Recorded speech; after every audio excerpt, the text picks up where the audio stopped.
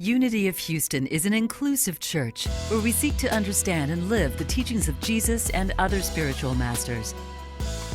At Unity, we welcome all people from all spiritual paths and every walk of life. We celebrate the diversity of our city and of our world, and we teach love, tolerance, and oneness, seeking to live in harmony with open minds and open hearts. Wherever you are in your spiritual path, you are always welcome at Unity. Join us and discover that the life of your dreams is already within you. So adding to the beauty, how do you connect with the world around you? What is your gift that you give by just being a blessing, like that song, blessing to the world, blessing to the world. I remember when I lived in New York and I was studying Unity principles and taking the subway and just looking at each person on the subway and just sending a blessing to them. And what a blessing it was to me to get to do that. And that's just something we can easily do, especially when we're waiting, when we're stuck in a line or in traffic. We can be a blessing. So in this last year, we have been mainly told not to touch things, haven't we? We've been wearing masks and sanitizing and staying at a distance, and now we're coming back into being together again. And so as we're reemerging, are you remembering how to reconnect with the world around you, to allow yourself to touch the world in physical and non-physical, ways that we connect with each other? I'm so grateful that we're completing our series tonight on A Path with Heart. It has been a wonderful journey that we've been through this year. Jack Kornfield's marvelous work. And so we're completing this with this message on the intimacy with life itself. The words of Zen Master Dojin, who's the founder of Soto Zen in Japan, he said, "To be enlightened is to be intimate with all things." So what's the path to enlightenment? To become intimate with all things. And what does that mean, to experience that kind of intimacy? Well, what does it mean to be enlightened? So I love etymology and just seeing where words derive from. So the word enlightened comes from the Latin prefix en, meaning in and into, and the word lux, meaning light. So to be enlightened is to go into the light, So this is a characteristic of an enlightened person, someone who has a sense of clarity, of understanding. There is light in their being, in their awareness, in their approach to the world. And through that clarity, through that understanding, we more readily see our connection with all of life and bring our blessings to all that we touch.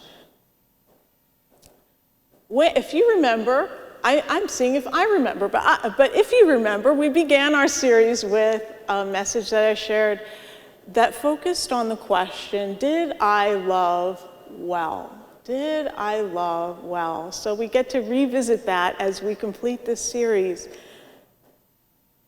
Did I love well? A question that we can ask ourselves as we consider our lives, and maybe something that is the right reflective question as we complete our time in this human journey. A good question to keep bringing up for ourselves. Is intimacy with life, intimacy with all life, the same as love? Is that the same as love?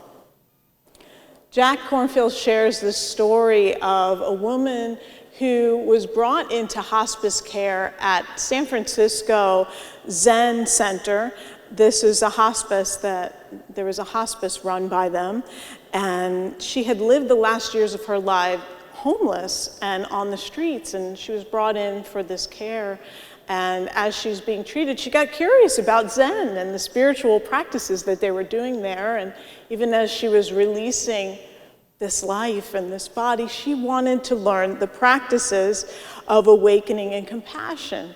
And one morning, the director of the center came to visit her, and she was confused. She had been pondering a spiritual question, and she asked him, I've been thinking about all this talk of letting go and loving. It seems so important, but I can't figure out which to do first. Should I let go or love? Should I let go or love? Are they the same thing? Letting go and loving?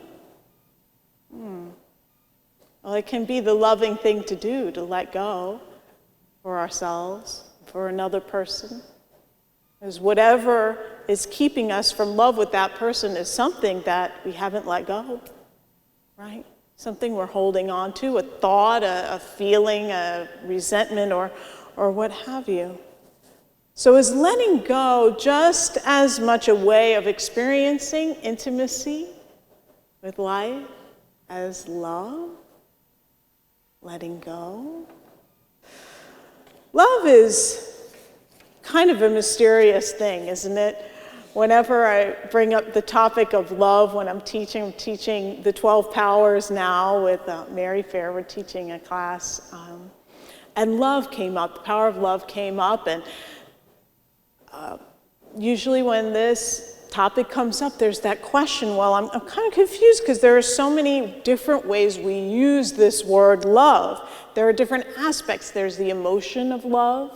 There is the attraction aspect of love, of attracting ourselves to that desiring. There's the harmonizing power of love. So love is the ability to feel affection for, to desire, to attract oneself to harmonize and unify. This is the unity definition. So to unify, to create unity, that is how we can use that power of love in us. Often love, when we try to really define it and parse it out, you see that, well, I don't know what it is, but I know when it's present. I know when it's present. I can sense it. I can intuit it. So where is it found? Where is it found when we look to experience love? Well, if we look to experience love in the past, it's only really a memory, right? We're trying to remember, and we know our memories. Usually remember aspects, but not the whole thing, right? And then if we look into the future for love, it's really a fantasy. It's not yet come. So the true experience of love is only ever in the present. If we're stuck in the past, the future, we can experience love as distant, as hurried, as unfulfilled. So it's really only in the present that we can genuinely experience our love for this beautiful pyramid, for each other, for a flower that we can witness, for a child, for our partner. We only ever experience it in the present. We only ever experience our love. We think we're experiencing their love for us, right? It's only ever our love. And as I've heard so many times, when we lose someone, when we experience grief, where there is our love again showing up, our love for them, and our grief in that loss. Emily Dickinson said this so beautifully: till the first friend dies, we think ecstasy is impersonal, but then discover that he has the cup from which we drank it, itself as yet unknown. We recognize in the loss of a friend that the intimacy, the love we shared was there. It was in that friendship, the intimacy that connects each of us together, that allows us to belong. We belong to each other. That's one of our values here at Unity of Houston. This is how we move beyond our limited sense of ourselves and recognize our interconnectedness. So consider a relationship you may have in your life. I know everything may be hunky-dory, but is there somebody in your life, a public figure, something that you may not feel love for right now, today? What keeps us from that love for others? Sometimes it's an expectation that they haven't met for us that keeps us from love, a hope, or a thought about them, or a fantasy. And that's the same, Jack Kornfield tells us, that same expectation that's keeping us from loving that person, that's also keeping us from our awakening. Take a deep breath. That same expectation that's keeping us from loving another is keeping us from our awakening. So imagine if we just work with that. What is that? And can we find forgiveness for ourselves in that, forgiveness for others in that, work with that? And through that is our awakening as we bring our presence to that. So note if something came up for you of someone and what it is that is in between you and your love for them. The Buddhist texts put it this way: awakening is not something newly discovered. It has always existed. There is no need to seek or follow the advice of others. Learn to listen to that voice within yourself just here and now. Your body and mind will become clear, and you will realize the unity of all things. Do not doubt the possibilities because of the simplicity of these teachings. If you can't find the truth right where you are, where else do you think you will find it? So yes, in that situation that you're struggling with, in and through that relationship or problem or lack that you may think you have, whatever it may be, right there is truth. This practice of becoming intimate with all of life, with life itself, is a practice of returning to our origin, our origin. Robert Brummett has a unity book called Living Originally, and living originally being the practice of returning to our origin, the truth of who we are. In Buddhism, enlightenment is called the unconditioned. I thought that was really a wonderful way to explore that idea of our origin, that aspect of ourself that is unconditioned by our upbringing, by society, by our education, all the different ways that we have been conditioned. That aspect of us that's unconditioned, that's original, that shines naturally when the heart is not entangled in the forces of grasping, hatred, or ignorance, as Jack Kornfield puts it. A heart that's not entangled in grasping, hatred, or ignorance is returning to that unconditioned nature, which is our origin, our true self, that experiences the intimacy with all of life.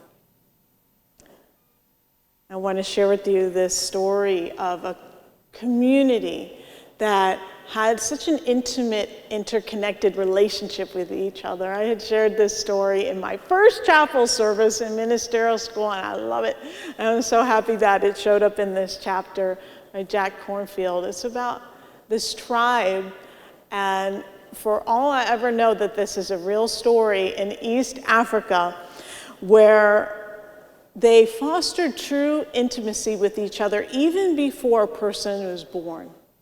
So when a mother wanted to have a child, they counted the birth date of the child, not from the day that the child was born, not from the day that the child was conceived, but from the day that the child was a thought in its mother's mind.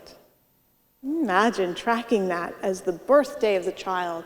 And so when the mother decides that she wants to have a child, she goes off and she sits under a tree by herself and she listens and listens until she can hear the song of the child that wants to be born. She listens to hear that song, and when she's heard the song, she returns to her village and she goes to the man who would be the father of the child, and she teaches him the song. And so when they joined together to conceive the child, they're both singing the song to welcome the child. And so as they invite the child, the song is sung. And then while the mother is pregnant, she teaches this child's song to the midwives who will be delivering the child, to the older women in the village, so that when the child is born, these older women and the people around the child sing this child's song to the child as the child is being born to welcome it. And then as the child grows up, the other villagers learn the song so that when the child falls and scrapes its knee, that they sing the song to the child. Or when the child has some wonderful experience, like going through the rites of puberty, that song is sung to the child. Honoring them in marriage, the songs of the two people are sung together, and all the people, by the time this child is an adult, all the people in the village know that person's song. And finally, when the soul has lived their whole life, the song is sung to the person by the villagers standing around them. Their own heart song is sung to them for the last time. And so I wonder if you can hear in this story this kind of a yearning that I believe we all have for that kind of intimacy with each other, to be known by our community, to have our song sung to us because we're so loved and so accepted and so belong, to be loved that deeply. Listening to each other deeply, learning each other's song is a meditation, and it is at the heart of our practice, our sitting practice, like we were doing today when I shared the meditation, where we're listening deeply to ourselves and our own experience of our breath, our body sensations, our hearing, our thoughts. We develop that deep intimacy with our own experience so that we can bring that also to those in our lives, and it cultivates that sense of presence that we bring, and our life becomes our spiritual practice. Rumi shared this poem. When you go to a garden, do you look at thorns or flowers? Spend more time with roses and jasmine. We can find joy in life, beauty in life, ease, and ease of the heart. Even through the most challenging things, we can look to experience beauty. And this grows our capacity for our presence in the situation. One last story I want to share with you is from a great teacher in India whose students would come to him and they would bring their problems and concerns. He's a meditation teacher in their practice, in their lives, relationships, and he would listen, and he would kindly listen, he would smile at them, and he would say, I hope you're enjoying them, the challenges, the struggles. Why would he say that? I hope you're enjoying them. I don't think he was being snide. My understanding is that we always have something we can work on, improve in our lives. And that's our practice, is right there. And that's where our awakening is right there. And that's when our next opportunity for growth is right in and through that. So we can enjoy the process. Bring the joy, the light, the love that we are to the process. And as I complete what I'm sharing tonight, I'm thinking of the end of our service when we sing namaste to each other. That namaste, that deep bow to each other, that honoring, that connects us, that is a feeling of our intimacy with each other in and through this practice, that there is enlightenment in the joy of our connection with each other and in letting go and loving, letting go and loving. That's the practice. Namaste. Thank you for watching this message today. I'd like to invite you to join us in person here on campus at Unity of Houston for Sunday morning or Wednesday evening services. If you can't be with us here on our campus, you can still join us live on Facebook or on our website, unityhouston.org, Sunday mornings at 11 a.m. Central.